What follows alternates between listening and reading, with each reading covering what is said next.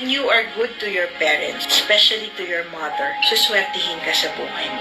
99% po ng mayayaman, tingnan nyo, mabait sa nanay. Pag mabait ka sa nanay mo, malakas mag-bless ang mga nanay. Kung gusto nyo ang babago ang buhay nyo, kung gusto nyo maging okay kayo, kung magalit kayo sa mga nanay nyo, alisin ninyo. Kasi kahit anong sabihin ninyo, nanay nyo yan. Utang nyo ang buhay nyo dyan. Kung hindi man para sa inyo naging mabuting nanay yan, nanay nyo pa rin yan. Hindi porket hindi kayo ginawa ng mabuti, karapatan nyo nang gawan din sila ng masama. You do not counter bad things with another bad thing.